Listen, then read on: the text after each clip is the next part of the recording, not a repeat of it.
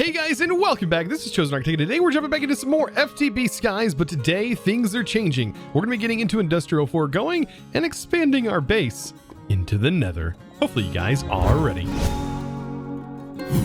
So today we are back on the grind. We have some stuff to get done. To recap last episode, we ended up setting up precision mechanisms and also putting a lot of create stuff into a compact machine. All of that was helping us go into in-game. Now, technically we're not at in-game, but this is a really nice preparation that lets us kind of have an idea of what mods we really need to be pushing into and at least have some sort of setup for, and then we can expand on those in the future. That's sort of the goal of this in-game page. Now, what I've been working on is moving through this first set of pages, and I think today we should probably get Latex up and running. But before I even dive into industrial foregoing, in which I have cleared my room, my space out over here, we need to sort of move our botania setup. We did have a little bit of botania, and I would like to kind of get that set back up. And I'll show you an easy way to actually get a very simple setup going for this. And it's going to involve modular routers. So a modular router is a little block like this that can do a lot of things depending on the modules you put in it. The modules are very simple and can do a lot of these vanilla tasks, as you can see right here.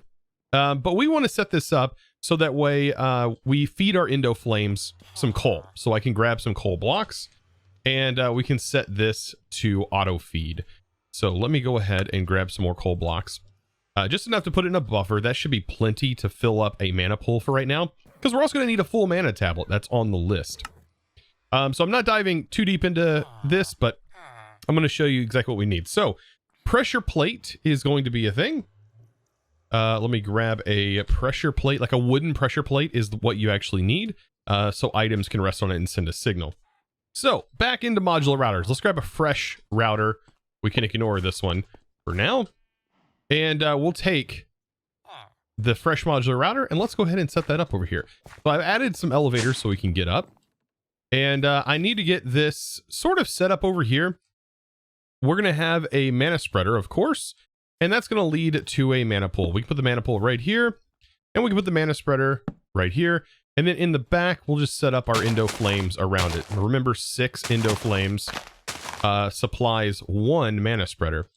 And then right here, I can set up the modular router. So I'm just going to place the modular router in, and then I need to open up the dropper module. This is super simple to make, and if we take the dropper module, I'll select up, so that's where we want it to send the items, is up. Of course, you have the front, left, right. You can have it send it to any side of the modular router. I'm going to send it to the up side. And then you just put it in here. Now, the modular router, to get it set up for Botania, which we'll be using this setup in a future setup for this, but to get it to fully work, we set this to low and then place the pressure plate on top.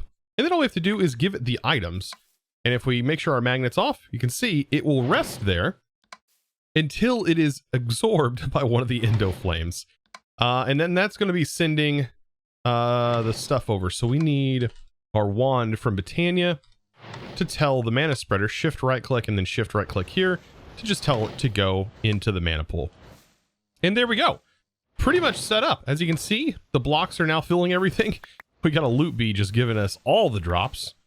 What are you doing, bud? Look at that. But yeah. So I have this set up. We're gonna get a mana, let's see, a mana tablet completely filled. That is one of the requirements on this page, as you can see right here, a completely full mana. And you need about a half a mana pool in order to do that. Did I just get Certus Quartz drops out of that? What? And an element, it's got flawless budding Certus Quartz, which I think is something that we actually will end up needing to make down the road. Okay. That's pretty powerful. Now you're probably like, well, Chosen, I thought you said industrial foregoing was what we were getting into. Well, it is. I just wanted to get that move because I did have the Botania set up right here. So to get into industrial foregoing, this is going to be kind of interesting, but to extract fluid is a pretty slow process early on. So we need to make ourselves plenty of fluid extractors. Let me go ahead and get quite the setup going here. So we are going to need several of these fluid extractors. Later on, we can reduce the amount that we need. But for right now, I think I'm going to do a couple of setups of them. So for right now, let's see. We'll do a set of 4 and then another set of 4. And we can do 4 sets of 4. So that'll be 16. So exactly what I thought it was going to be. And then we're going to have logs. So if we place these down, they're going to be placing them the wrong way. But we're going to have a log that's going to be popped up from here using modular routers yet again. So here we are getting into more modular router stuff. And this is going to allow me to have all 16 of these running. So I was thinking this might be an interesting way of doing it. Instead of putting it on the floor and blocking up our floor, let's put it up top and get it set here. So let me actually lower this down a little bit because this actually needs to be directly under this. And then I plan on using our same wireless power for now. Let's get this put in, and this is going to give me some space as well to move things around. And I'm also going to show you that rotating these blocks can be kind of easy, so long as you have ours.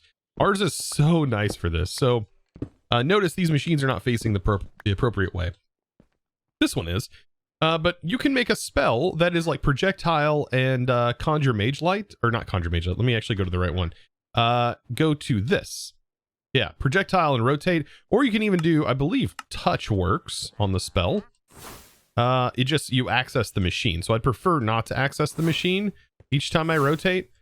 But there we go. We can actually use this. So let me set this back to, actually, let's do ray. I think ray works. It's like touch.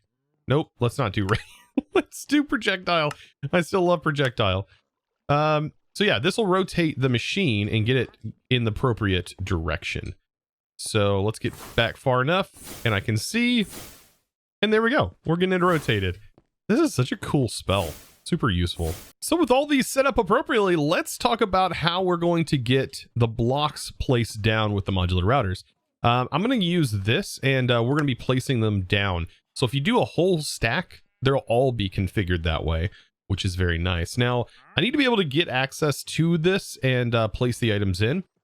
It does actually matter what material you use. So the fluid extractor, you can see, has different amounts depending on what type of logs you're feeding it. So acacia seems to be the best as far as the amount. So if I pop into the saplings, we might need to get our market out and purchase an acacia sapling, and we need to probably get that started in our little tree farm that we have over here. So all I have to do is just replace the sapling that's in here. So I had it planned to go with the modular routers, but for some reason I can't get the modular router placer to actually work. I tried just about everything, and it may be just a bug in this particular version. So instead I'm going to go with a block placer from Cyclic. These are very, very simple block placers, and all you have to do is just put the items in and it's just going to automatically place. So let's grab our logs, and I'm going to first just put them in here, and you can see you can have it require redstone or not. If we put it in, you can see it's not activated yet, or we can have it always on, and it's going to always place when always on. Very nice, very easy, very convenient. Well, with this going, this is going to work without power. However, it does work a lot faster if we do provide these with some power. So this is where node chaining really comes into play. So we should be able to actually assign both of these nodes right here. Oh, I think I clicked the wrong thing. We should be able to assign both of these nodes to a wireless grid, or to our wireless node grid. So we put these two in here. Now both of these are now receiving power from that wireless grid over there, wireless node. And then we can use all of these to define each one. So to get this up and powered, I can just put the card in there, and you can see this is now getting power and should start working a bit faster. Now storing this, I think the jumbo tank as of right now is one of the best fluid containers that we can have this stuff in. And well, where do I want to put this? Somewhere that I can actually hook up my refined storage network to. So let's try and pipe all of these in to this. Now, instead of using conventional pipes, let's go ahead and actually use these fluid transfer nodes from Cyclic. This works the same way as the power, except with fluids. So we should be able to get away with placing these on the sides of the machine. So let's go ahead and place them here and here. So we'll have these two machines pumping into this, and same with the other side. And then we're going to need our GPSs. So I'll just need a couple of GPSs, and we should be able to link these all to this. So you can take the whole stack and get them all linked to one container. And I'll just place these all inside. So inside of the nodes. And you have to think of these fluid extractors in an interesting way. The face that's actually touching the acacia log is actually not the face. The face is the side away from that. So we need to pop into here and set this to push. Once it's set to push, it is going to push the fluid into the transfer node, and then the transfer node is then going to automatically put it into this tank wirelessly. It is a work of art, honestly. So already from this short amount of time, we're already setting at 21 buckets worth of latex. And that's just from just setting this up alone. So that quest right here requires just 100 buckets of it. Now, we of course want to use this. This is a very important part of industrial foregoing, and I would love to have plastic started, as it's an incredibly important process. So let's get a latex processing unit. It's going to require a couple of buckets, right? We're going to need a bucket of this fluid, and we're also going to need a bucket of water. So the latex processing unit, pretty cool machine. It turns this latex into plastic.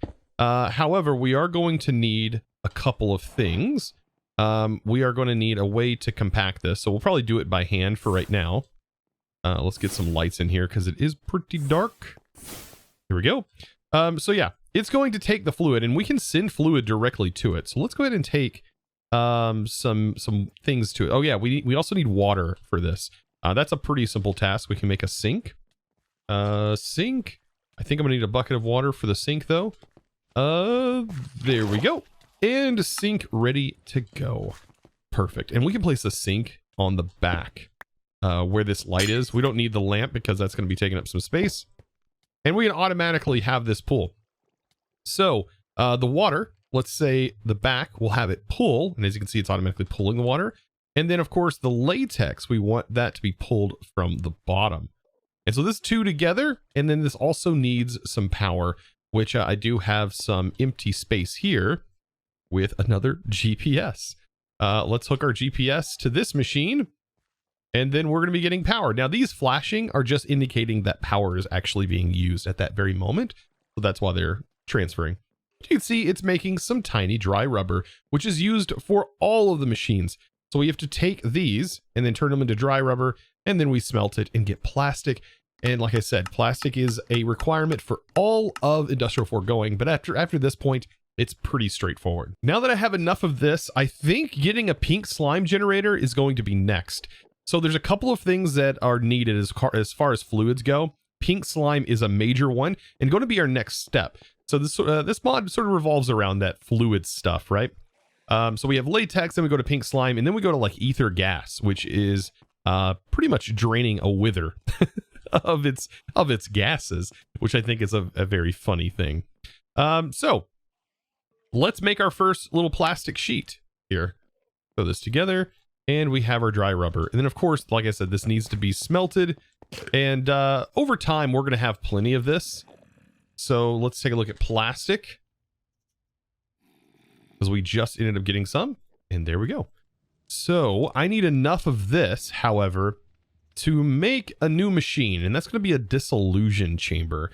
This is one of the crafting mechanics that is a major part of industrial foregoing. So I need one of these to make the machines, or to make these simple machine frames, which are going to be what allows us to make a lot of the newer machines that we're going to want to get our hands on. Now, this is where the real fun begins, because this is an incredibly powerful mob farming mod. Alongside with a power generation mod, you can create 25 million RF per tick as well with this thing. It's ridiculous. This is a very powerful mod. It always has been, even back when it was the mod that it was before it was updated to industrial foregoing, or ported to industrial foregoing. So Mob Slaughter Factory is going to produce the pink slime, and then we have a mob crusher which can kill mobs. See, this requires an advanced frame, but the Slaughter Factory does not. This is a pretty simple thing to make, and this is how we're actually going to get pink slime, and we're also going to get a thing called liquid meat. And liquid meat can actually be used inside of a meat feeder that can feed us and keep us fed, and you can put it inside of your curio slot. So in Mob Slaughter Factory is ready to go, but we can't use it just yet because I'm going to need some way to increase this range. By default, you can see this green box here.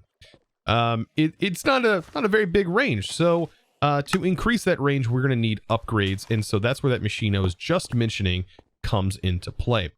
So that is going to be the dissolution chamber, right? So we need a diamond gear and some of that plastic. So I just used it to make the plastic, but this bad boy should have produced, yeah, enough pellets for us to at least make this. And not only is the dissolution chamber used for making upgrades like this, it's also used for making speed upgrades that can increase the production of our extractors, thus giving us even more and allowing us to speed up our processing unit as well. I know this is probably information rapid fire, but you know, that's just how I am. That's just how it is. And I have learned a lot about these mods over the years, and I just love, I love just spitting the information out, you know? So I should have everything ready to go to make this bad boy. Put it together, and a dissolution chamber. Now, the cool thing to do with this, like right now we're gonna be doing things manually, but the best way to do this would to set up some auto crafting, which we'll be doing in the future. But it would be to use auto crafting on this thing, and it makes it super simple because the crafters with refined storage automatically know when you put a single craft together, it'll store everything else. If you craft like 5 of these upgrades, it'll know how much fluid exactly to put in and everything. So you can manage the fluid and everything with this thing. I'm saying thing a lot, but that's what it is. Okay, so let's give it some power. Place that in, and there we go. So let's grab a bucket. And this will be pretty simple, right? Man, I just keep using up all my buckets. We can give this some latex to play around with, right? And we also need the upgrades. So this is where industrial upgrades come into play. Actually, I think it's just called range, not upgrades. Range upgrades, there we go. So our add-ons. So we need to figure out what size we need, and the way that these range upgrades work is it starts off on the initial size, and then a +1 would mean that single size moves forward 1 block in a radius from that central location. So a +1 will be 3, a 3x3. We should just said what size it was instead of increasing the range like this, because this goes to a 3x3. This will then move forward to a 5x5. The next tier will then move to a 7x7, and then the next will move to a 9x9, and so on and so forth. So that's how these upgrades work. I wish it was a little bit more straightforward on exactly the size that it was going to increase the range to. Now, if you're in your refined storage menu, it is probably easier to just go ahead and click on it and then have all of the ingredients put into here. It makes it so much easier for just doing the craft. So we can now place these in, and it happens real fast. I'm making a rather large area because I want to take the entirety of both my mob farms, and I want to have this machine running on it for right now. And so I think this extra range is going to be worthwhile. It should be able to cover most of it. So now as far as the mob slaughter factory goes, I should be able to just go ahead and place it down, and I'm placing it right in the middle of these 2 farms. I've turned this off, and I should probably turn this off as well, because I do want it to also take from this. Now the bonus of doing passive mobs is you get a little bit more pink slime than you do the liquid meat. But from a normal mob farm, you'll end up getting more liquid meat than pink slime. Kind of back and forth on that one. Now, we'll put the range upgrade in here, and we should be able to see where the range covers. And it does cover this entire area from the looks of it. You can see up here, and it goes all the way out this way. So definitely enough range. Definitely enough range with that +9 upgrade. We have 2 different tanks, and so I am going to have a tank here and a tank here. And this will be from pink slime and one for liquid meat. And then I can define that by pushing. I love that these machines now allow you to push to the sides. Before, it wasn't that way. Like, several updates ago, it wasn't that way. So that is a nice convenience thing, being able to actually move things around. Now, I want to get it powered. We should be able to just hook right in to our current power grid. And we can hook right into over here too. Like, I'm pretty sure the range doesn't really matter. So let's pop this in, and this should automatically just start working and should start slaughtering the mobs Yep, you see that happening right there. This is off, but it's still working. It should kill these guys. You'll see them just disappear. And so once they're in range, which is all the way up here, they should work. So these little pixies should start dying. These little guys will just start disappearing. They don't make any sound. But as you can see, we're gathering up pink slime, and that's the important part. Now that we have pink slime, it really gives us access to some really useful things. So we do have a laser drill. So laser drills, we have two different types. We have one that can mine ores and another type that can mine fluids. So a quick way of gathering different types of fluids, such as oil, might be easily done with a laser drill, right? This is a part of Ad Astra. Also ether gas. This has to be done above a wither in a very interesting way. We'll definitely get into that later on because this is a required thing that we're going to need. But lava is something that we can just pull up. So long as we put an orange lens and we have it, let's see, in the nether, it looks like. So nether wastelands, so long as it's in the nether and this thing is set up, we should be able to pull lava. Now, I'm thinking an extension of our base in the nether is going to be necessary. Now, we're going to be using our portal, but I think getting to the nether in a different way is going to be something that we do here in the future. I think RF Tools is still going to be one of the best options for teleporting us to that dimension because it's super simple and really cool looking. But yeah, we can use this mod for several things. Like that's just one of them. We're also going to set up a mob farm in the next couple of episodes in the nether. And I want to see, can we use mechanical dirt to do that in the nether? And if so, how is this going to work, right? This mechanical dirt requires liquid meat. So that's a reason why we have this slaughter factory set up. But it also uses liquid meat as a power source for actually keeping it up and running. And thankfully, you can easily have a mob slaughter factory and a slaughter factory running on the same setup, and it does sustain itself. So easily self-sustainable mob farm, even when it's max upgraded. So that would be that's kind of a plan. That's definitely a plan I want to do. But I was just kind of talking about this mod has so much utility. It can do crops. It can build withers. So this can be your wither farm mod. It has these massive tools that are definitely worth checking out. Insanely powerful tools, and these backpacks which hold a ton of items. They're sort of like a pocket dimension. They don't have a whole lot of slots, but they do store a lot. They're sort of like a dank in a way. There's a launcher, there's an infinity nukes, which is crazy, and these massive storages that go all the way up to pretty much infinite with the max int number that it can hold. So I just made a copy gadget tool, and I think what I'm going to do is I'm going to be taking this build and we're going to put this bad boy in the nether.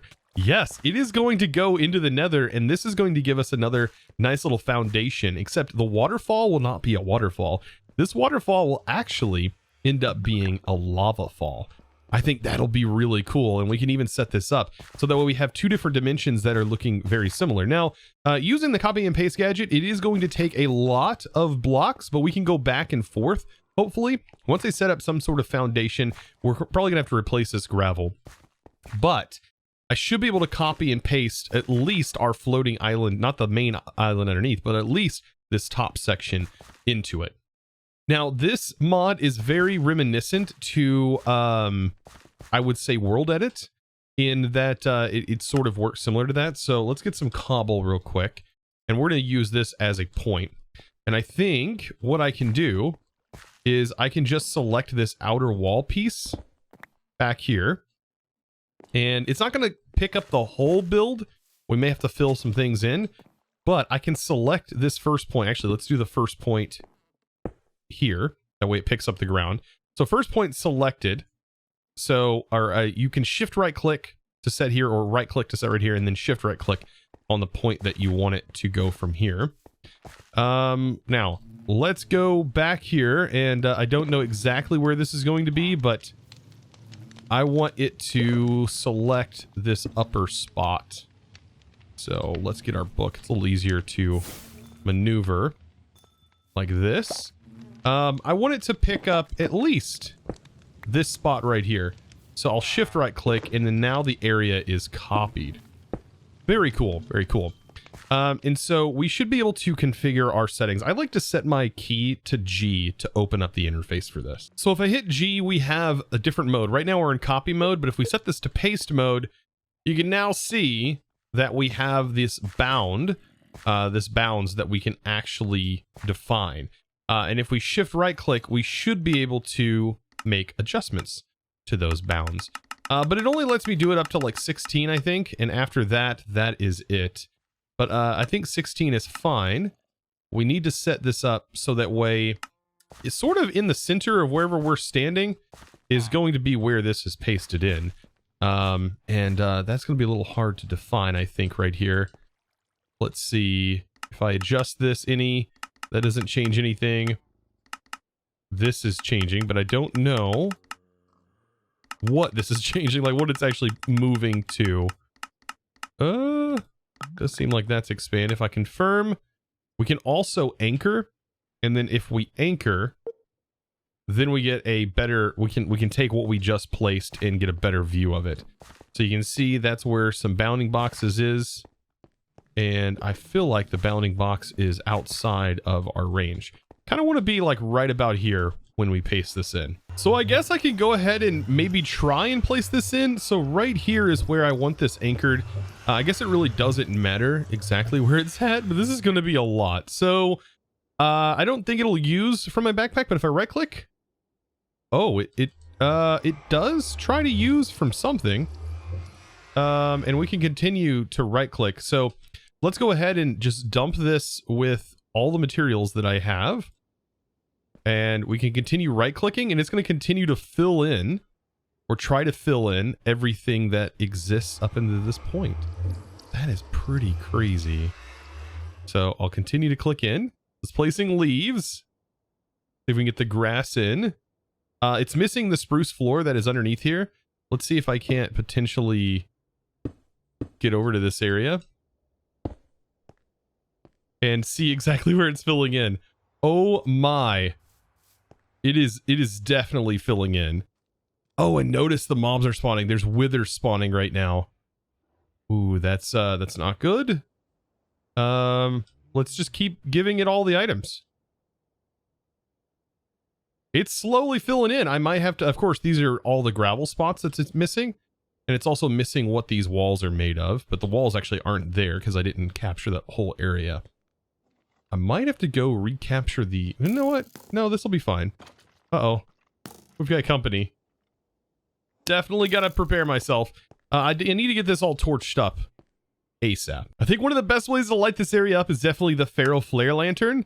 And we can probably use a couple of those in that area to light this whole place up so we don't have to worry about mobs. So what I've done is now recopied the whole area to try and get the entire thing selected. Okay. So this will be a lot easier. That way we have this full thing and not just going with the small overarching design. Now for the moment of truth, and I'm going to explain a few things and some struggles that I had while putting this all together. It did take, I would say, close to 2 hours of getting all the items because I had to go back and forth with the items. And unfortunately I used chipped and there's no good UI for chipped, but I did get it set up. And thankfully the Pharaoh Flare Lanterns make it so I don't have to use too much going on here. And I had to set up a Mega Torch. A Mega Torch prevents the spawns of mobs, and oh my, the mobs did spawn. And I even had an issue where a mob spawned and broke a giant hole in the floor while I was working on this, which I believe was one of the Sins mods. Yeah. So this the Sons of Sins, for some reason one of them spawned while I was on here. And I haven't eaten the apple, so I don't know why it did that, but it definitely did, which was scary. But yeah, this has made it a lot nicer because it seems like even with light, I was having mob spawn over and over again. But as you can see, all of our rooms are set up. There was still some areas that didn't fill in because there was mods there. I tried my best to fill most of these areas in. And upstairs, of course, is the same way. All of it is all exactly the same, which is kind of cool that we were able to do this. Now I don't want the whole thing. I really just wanted these rooms so we can set up some cool mob spawners in this area and maybe even use some other things here in the Nether. I think this is pretty cool, but we're probably going to have to cap this off, the roof, just in case gas spawn. I would hate to have gas do anything to us here. Now, I am going to store this location and protect it. So hopefully we don't have anything breaking blocks again. Oh, I don't want to chunk load. I just want to... There we go. I just want to have it protected. That was kind of scary. So in that amount of time, I have plenty of pink slime built up. Oh my. As you can see, some time did go by while I was working on that. And we should even have a pretty decent tank here full of latex. Yeah, over 238 buckets of latex, which is more than enough to complete this. So next episode, we're going to work on getting ourselves a mob farm, or maybe mob farms, up and running over in the Nether. So be sure to click that subscribe button so you can be notified when I do publish a new video just like this one. And guys, I hope you enjoyed today's episode. Of course, if you did, be sure, like I said, to click that subscribe button, but also give this video a huge thumbs up and comment something down below, as it helps the performance of this video, and that does mean a lot to me. So guys, thank you so much, and of course, it is now time to thank the supporter of today's video. And that, my friends, is going to be a huge thanks going to OCL Peroxium? I think that's right. I hope I said that correctly. Thank you so much for your amazing support, by the way. And, well, it's time to run this. Get you updated on that list. Thank you so much again for you guys' amazing support. Supporting me in one of the best ways possible, and that is through Discord. But of course, you can also support me here on YouTube through the YouTube members, which is next to the subscribe button. Thank you guys so much for watching. Of course, you guys mean the most to me, and I would love to see you in the next video. And, well, guys, it's been fun. It's been fun. And of course, as always, thanks for watching. Man, I tell you what, this place is really starting to come together. My goodness.